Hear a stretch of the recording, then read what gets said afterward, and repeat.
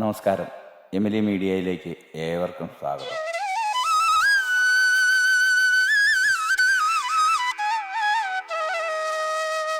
വർഷത്തിൽ ഒരിക്കൽ മാത്രം പ്രവേശനാനുമതിയുള്ള മംഗലാദേവി ക്ഷേത്രത്തിലേക്കുള്ള യാത്രയിലാണ്.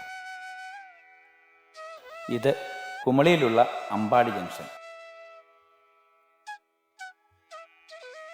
രാവിലെ ഏകദേശം 5:30 ഞാനിവിടെ എത്തി. ജീപ്പുകൾ മംഗലാദേവി ക്ഷേത്രത്തിലേക്ക് പോകുവാൻ നിരനിരയായി കിടക്കുന്നു.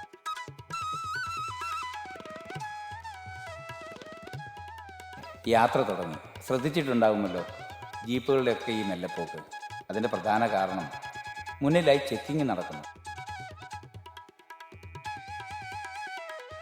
ഈ ക്ഷേത്രം നിലകൊള്ളുന്നത് പെരിയാർ ടൈഗർ റിസർവിനുള്ളിലാണ്. അതുകൊണ്ട് തന്നെ കാടിനുള്ളിലേക്ക് നമ്മൾ പ്രവേശിക്കുമ്പോൾ കർശനമായ പരിശോധനയുണ്ടാകും. മെറ്റൽ ഡിറ്റക്ടറും ബോംബ് സ്ക്വാഡും അടക്കമുള്ള പരിശോധനകളാണ് മുമ്പിൽ നടക്കുന്നത്. അതുകൊണ്ടാണ് ഈ ജീപ്പുകളുടെ മെല്ലെപ്പോക്ക്. പിന്നെ പ്രത്യേകം ശ്രദ്ധിക്കേണ്ട മറ്റൊരു കാര്യം, ഇവിടേക്ക് ക്യാമറകൾ പോലുള്ള ഇലക്ട്രോണിക്സ് ഉപകരണങ്ങളും പ്ലാസ്റ്റിക് വസ്തുക്കളും പ്രവേശനാനുമതി ഉണ്ടായിരിക്കുന്നതല്ല. അങ്ങനെ എല്ലാ ചെക്കിങ്ങുകൾക്കും ശേഷം യാത്ര തുടരുകയാണ്. തേക്കടിക്കാടിൻ്റെ വന്യഭംഗിയൊക്കെ ആസ്വദിച്ച് ചതുപ്പും പച്ചപ്പും ഇടതൂർന്ന വൻമരങ്ങളും ഒക്കെ പിന്നിട്ട് ജീപ്പ് അങ്ങനെ പോവുകയാണ്. യാത്രയിലുടനീളം ഈ കാനനപാതയിൽ കാൽനടയാത്രക്കാരായ തീർത്ഥാടകരെയും കാണാം. തമിഴകത്തിൻ്റെ പഞ്ചമഹാകാവ്യങ്ങളിലൊന്നായ ചിലപ്പതികാരം, അത് രചിച്ചത് തമിഴ് മഹാകവിയായ ഇളങ്കോവടികളാണ്. ഇളങ്കോവടികളുടെ യഥാർത്ഥ ദേശം കൊടുങ്ങല്ലൂരാണെന്ന് പറയപ്പെടുന്നു. എങ്കിലും അദ്ദേഹം മലയാളിയാണ് എന്നൊന്നും പറയാൻ പറ്റില്ല. കാരണം 2000 വർഷങ്ങൾക്ക് മുമ്പ് നമ്മുടെ ഈ കേരളവും തമിഴ്നാടിൻ്റെ ഭാഗമായിരുന്നു. മലയാള ഭാഷ പോലും തമിഴിൽ നിന്ന് ഉത്ഭവിച്ചു എന്നാണ് പറയപ്പെടുന്നത്. അങ്ങനെ ചേര രാജവംശത്തിൽ പിറന്ന ഇളങ്കോവടികൾ രചിച്ച് സംഘകാലത്തിലേത് എന്ന് കരുതുന്ന ഒരു മഹാകാവ്യമാണ് ചിലപ്പതികാരം. ഈ മനോഹരമായ യാത്രയിൽ വനത്തിൻ്റെ ദൃശ്യഭംഗിയൊക്കെ ആസ്വദിക്കുന്നതിനോടൊപ്പം എങ്ങനെയാണ് ചിലപ്പതികാരവും കണ്ണകിയും മംഗലാദേവി ക്ഷേത്രവുമൊക്കെയായി ബന്ധപ്പെട്ട് കിടക്കുന്നത് എന്നുള്ളത് ചെറുതായി ഒന്ന് വിവരിക്കാം. കഥയിലെ നായിക കണ്ണകി, നായകൻ കോവിലൻ. കാവ്യത്തിൽ നായകനായ കോവിലിനേക്കാൾ ഒരു പടി മുന്നിലാണ് നായികയായ കണ്ണകിയുടെ സ്ഥാനം. 2000 വർഷങ്ങൾക്ക് മുമ്പ് രചിച്ച ഈ മഹാകാവ്യത്തിൽ സ്ത്രീക്ക് എത്രത്തോളം പ്രാധാന്യം നൽകിയിരിക്കുന്നു എന്നുള്ളത് ശ്രദ്ധേയമായ കാര്യമാണ്. കണ്ണകിയുടെയും കോവിലൻ്റെയും കുടുംബങ്ങൾ പരമ്പരാഗതമായി രത്നവ്യാപാരികളായിരുന്നു. സൗന്ദര്യമില്ലാത്തവർക്ക് കഥയൊന്നുമില്ലല്ലോ. അതുകൊണ്ട് എല്ലാ കഥയിലെയും പോലെ ഇവരും അതിസുന്ദരിയും സുന്ദരനുമായിരുന്നു. അങ്ങനെ കണ്ണകിയും കോവലനും പരസ്പരം കാണുകയും അവരിഷ്ടപ്പെടുകയും ചെയ്തു.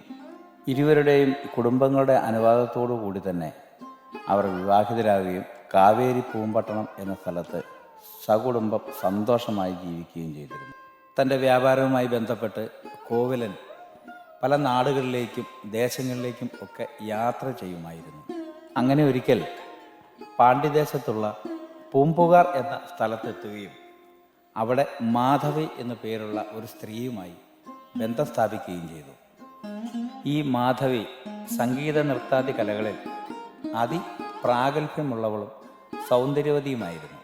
സംഗീതത്തിലും വാദ്യോപകരണ കലകളിലും അതിപ്രാവീണ്യം നേടിയ കോവിലൻ മാധവിയുടെ ഈ കഴിവുകളിലെല്ലാം ഭ്രമിച്ച് സ്വന്തം ഭാര്യയായ കണ്ണകിയെ പോലും മറന്ന് പൂമ്പുകാർ എന്ന ദേശത്ത് അവളോടൊപ്പം ചേർന്ന് താമസം ആരംഭിച്ചു. നാളുകൾ കടന്നുപോയി. അങ്ങനെ ഇരിക്കെ മാധവിയുടെയും കോവിലിൻ്റെയും ഇടയിൽ ചില അസ്വാരസ്യങ്ങൾ രൂപപ്പെടുകയും താൻ കച്ചവട ആവശ്യത്തിനായി കരുതി വച്ചിരുന്ന തൻ്റെ സമ്പത്ത് മുഴുവൻ മാധവിക്കായി ചെലവഴിക്കുകയും ഇനി കച്ചവടവുമായി മുമ്പോട്ട് പോകാൻ തന്നെ കൊണ്ട് ആവില്ല എന്ന് മനസ്സിലാക്കുകയും ചെയ്ത കോവിലൻ മാധവിയെ ഉപേക്ഷിച്ച് കാവേരി പൂമ്പട്ടണത്തിലേക്ക് മടങ്ങുകയായിരുന്നു. അവിടെ കാവേരി പൂമ്പട്ടണത്തിൽ കോവിലിനെ നഷ്ടപ്പെട്ട വിരഹ ദുഃഖത്തിൽ എന്നെങ്കിലും ഒരിക്കൽ തിരിച്ചു വരുമെന്ന പ്രതീക്ഷയുമായി കാത്തിരിക്കുകയായിരുന്നു കണ്ണകി. കണ്ണകിയും കോവിലിനും പരസ്പരം കാണുന്നു. അവൻ അവളോട് പറഞ്ഞു, എൻ്റെ ജീവിതത്തിൽ പറ്റിയൊരു തെറ്റാണിത്, ഇനി ഒരിക്കലും ഇത് ആവർത്തിക്കില്ല. തന്നെയുമല്ല, താൻ സാമ്പത്തികമായി തകർന്നിരിക്കുന്നു. ഇനിയും കച്ചവടം തുടരണമെങ്കിൽ സാമ്പത്തികമുണ്ടാകണം. അതിനെന്താണ് മാർഗം എന്ന് ചോദിക്കുമ്പോൾ കണ്ണകി തൻ്റെ കാൽച്ചിലമ്പുകളിൽ ഒന്നെടുത്ത് അത് കോവിലിനെ ഏൽപ്പിക്കുകയും അത് പാണ്ഡ്യരാജ്യത്തെ മധുരാപുരയിൽ കൊണ്ടുപോയി വിൽക്കുകയും അതിൽ നിന്ന് കിട്ടുന്ന സമ്പത്ത് കൊണ്ട് കച്ചവടം പുനരാരംഭിക്കാമെന്ന് രണ്ടുപേരും തീരുമാനിച്ചുറച്ചു. അങ്ങനെ കോവിലിനോടൊപ്പം കണ്ണകിയും ചേർന്ന് പാണ്ഡ്യരാജ്യത്തെ മധുരാപുരിയിലേക്ക് യാത്രയായി. അന്ന് മധുര ഭരിച്ചിരുന്നത് പാണ്ഡ്യരാജവംശത്തിലെ നെടുഞ്ചുഴിയൻ എന്ന മഹാരാജാവായിരുന്നു. അങ്ങനെ മധുരയിലെത്തിയ കോവിലിനും കണ്ണകിയും ഒരു ജൈന സന്യാസി മഠത്തിൽ അഭയം പ്രാപിച്ചു. പിറ്റേ ദിവസം പുലർച്ചെ തന്നെ കണ്ണകിയോട് യാത്ര പറഞ്ഞ് ചിലമ്പുമായി കോവിലൻ മധുര അങ്ങാടിയിലേക്ക് യാത്രയായി. ചിലമ്പുമായി അങ്ങാടിയിലെത്തിയ കോവിലൻ ഒരു തട്ടാനെ പരിചയപ്പെടുകയും ഇത് വിൽക്കണമെന്ന് അദ്ദേഹത്തോട് ആവശ്യപ്പെടുകയും ചെയ്യുന്നു. ആ കാലയളവിൽ തന്നെ മധുര ഭരിച്ചിരുന്ന നെടുഞ്ചുഴിയൻ്റെ ഭാര്യയായ രാജ്ഞിയുടെ കാൽച്ചിലമ്പൊന്ന് നഷ്ടപ്പെട്ടിരുന്നു. സത്യത്തിൽ ഈ മോഷണം നടത്തിയ തട്ടാൻ്റെ അരികിലാണ് കോവിലൻ ചിലമ്പുമായി എത്തിയത്. അദ്ദേഹം രാജ്ഞിയുടെ ചിലമ്പ് മോഷ്ടിച്ച കള്ളനെ കണ്ടെത്തി എന്ന് രാജാവിനെ വിവരമറിയിക്കുകയും കോവിലിനെ രാജകൊട്ടാരത്തിലേക്ക് ഭടന്മാർ പിടിച്ചുകൊണ്ടുപോവുകയും ചെയ്തു.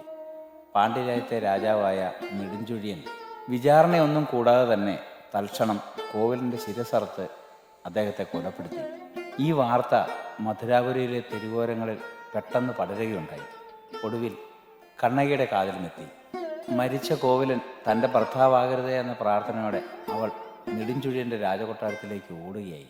തൻ്റെ ഭർത്താവായ കോവിലനാണ് മരിച്ചതെന്ന് തിരിച്ചറിഞ്ഞ കണ്ണകി ഒരു കൈയിൽ ഉയർത്തിപ്പിടിച്ച തൻ്റെ കാൽച്ചിലമ്പും അഴിഞ്ഞുലഞ്ഞ കേശഭാരവുമായി രാജാവിൻ്റെ മുഖത്ത് നോക്കി ആക്രോശിച്ചു. യാതൊരു വിചാരണയും കൂടാതെ താങ്കൾ ഒരു നിരപരാധിയാണ് കൊന്നിരിക്കുന്നത്.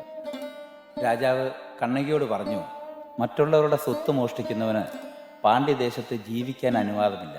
യാതൊരു വിചാരണയും കൂടാതെ അവരെ അപ്പോൾ തന്നെ കൊന്നുകളയുന്നതാണ് പാണ്ഡ്യരാജ്യത്തെ രീതി. കോപത്താൽ ജ്വലിച്ചു നിന്ന കണ്ണകി താങ്കളുടെ ഭാഗത്താണ് തെറ്റെന്നും രാജ്ഞിയുടെ ചിലമ്പല്ല കോവിലിൻ്റെ കയ്യിൽ ഉണ്ടായിരുന്നതെന്നും അത് തൻ്റെ കാലിലെ ഇണച്ചിലമ്പാണെന്നും അല്ലെങ്കിൽ രാജ്ഞിയുടെ ചിലമ്പ് പൊട്ടിച്ച് അതിനുള്ളിൽ എന്താണെന്ന് പറയാനും ആവശ്യപ്പെടുന്നു. അതുപ്രകാരം രാജ്ഞിയുടെ ചിലമ്പ് പൊട്ടിക്കുകയും അതിനുള്ളിൽ മുത്താണെന്ന് മനസ്സിലാക്കുകയും ചെയ്യുന്നു. ശേഷം കോവിലിൻ്റെ കയ്യിൽ നിന്നും കണ്ടെടുത്ത ചിലമ്പിൽ പവിഴങ്ങളാണെന്നും രാജാവ് തിരിച്ചറിയുന്നു. കലി കൊണ്ടുനിന്ന കണ്ണകിയുടെ മുമ്പിൽ പാണ്ഡ്യരാജവംശത്തിൻ്റെ സർവ്വപ്രതാപവും കെട്ടടങ്ങുന്നതായി തോന്നുകയും ആത്മസംഘർഷം മൂലം നെടുഞ്ചുഴിയൻ എന്ന പാണ്ഡ്യ മഹാരാജാവ് ഹൃദയം പൊട്ടി മരിക്കുകയും ചെയ്യുന്നു. അപമാനവും ആത്മസംഘർഷവും ഭർത്താവിൻ്റെ മരണവും കണ്ട രാജ്ഞിയും അപ്പോൾ തന്നെ ഹൃദയം പൊട്ടി മരിക്കുകയാണ്. എന്നിട്ടും കലിയടങ്ങാത്ത കണ്ണകി ആ രാജകൊട്ടാരത്തു നിന്നും മധുരയുടെ വീതികളിലേക്ക് തെരുവുകളിലേക്ക് ഓടിപ്പോവുകയായിരുന്നു. 3 ദിനരാത്രങ്ങൾ മധുരയ്ക്ക് വലം വെച്ചു. ഒടുവിൽ സദ്ഗുണസമ്പന്നയും സത്യം പാതിവൃത്യം എന്നിവ കൈമുതലായ കണ്ണകിക്ക് മുമ്പിൽ സാക്ഷാൽ വരണദേവൻ പ്രത്യക്ഷപ്പെടുകയും ഇന്നേക്ക് 14-ാം ദിനം നീയും കോവിലിനും സ്വർഗത്തിൽ ഒന്നാവുകയും ചെയ്യും. തന്നെയുമല്ല, നിർധനരെയും വൃദ്ധയെയും കുട്ടികളെയും സ്ത്രീകളെയും ഒഴിവാക്കി മധുരാപുരി ഞാനിതാ ചാമ്പലാക്കാൻ പോകുന്നു. അങ്ങനെ കണ്ണകിയുടെ മനസ്സിലെ കോപം മധുരാപുരിയിൽ ഒരു തീനാളമായി മധുരയെ വിഴുങ്ങുകയും ചെയ്യുന്നു. പിന്നീട് മധുരയിലെവിടെയും കണ്ണകിയെ ആരും കണ്ടില്ല.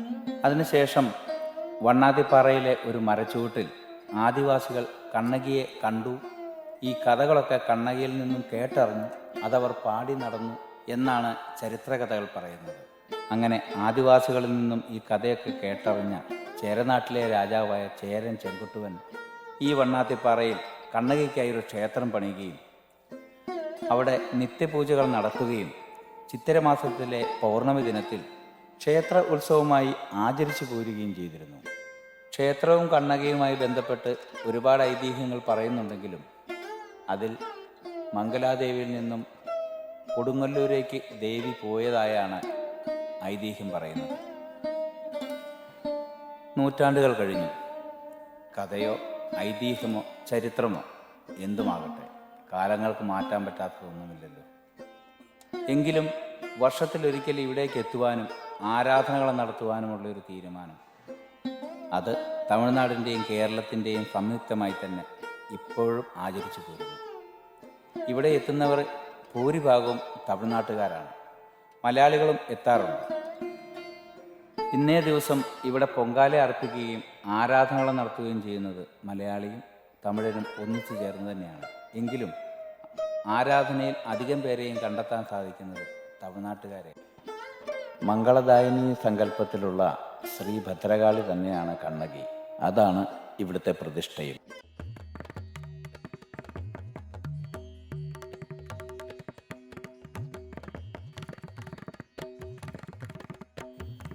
എന്തായാലും സമുദ്രനിരപ്പിൽ നിന്നും 4386 അടി ഉയരത്തിൽ ഈ കാട്ടിൽ ഇങ്ങനൊരു ക്ഷേത്രം പണിത ചേരൻ ചെങ്കുട്ടുവനെ നമിക്കാതെ വയ്യ. ചേര വാസ്തുശില്പ നിർമ്മാണ ശൈലിയിലാണ് ഈ ക്ഷേത്രത്തിൻ്റെ നിർമ്മാണം. ഇപ്പോൾ ഈ ക്ഷേത്രം ജീർണാവസ്ഥയിലാണെങ്കിലും അതിന് കാരണമായി പറയുന്നത് ശൈവമതക്കാരായ ചോള മറവപ്പടയുടെ ആക്രമണത്തിലാണെന്നാണ്. ഇത് സംബന്ധിച്ചുള്ള കൃത്യമായ തെളിവുകളോ രേഖകളോ ഒന്നും എങ്ങും രേഖപ്പെടുത്തിയിട്ടില്ല. ഇതുമായി ബന്ധപ്പെട്ട് മറ്റൊരു ഐതിഹ്യം പറയുന്നത് പാണ്ഡ്യരാജവംശത്തിൻ്റെ കുലം മുടിച്ചതിന് ശേഷം അവിടുന്ന് നടന്നെത്തി സഖ്യപർവ്വതത്തിൽ ഒരു ബുദ്ധ ആശ്രമത്തിലെത്തുകയും അവിടെ ബുദ്ധ സന്യാസിയായി തുടരുകയും ചെയ്തു എന്ന് പറയുന്ന ഒരു കഥ കൂടിയുണ്ട്.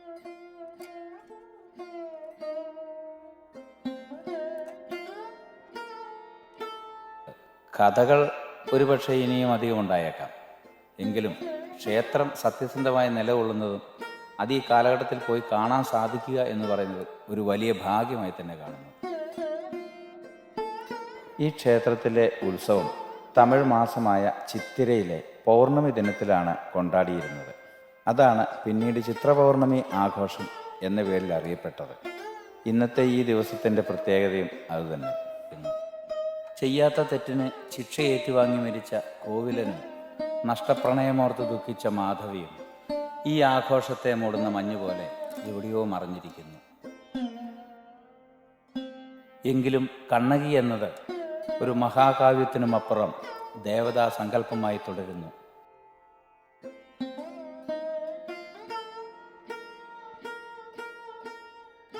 ഇവിടേക്ക് ഇനിയും വരാത്തവർക്കായി, വരും തലമുറകൾക്കായി കാഴ്ചയൊരുക്കി കാലഘട്ടത്തിൻ്റെ കഥയായി ഇനിയും നശിക്കാതെ ഇതിവിടെ നിലനിൽക്കട്ടെ എന്ന ആശംസകളോടെ ഞാൻ തിരികെ യാത്രയാവുകയാണ്.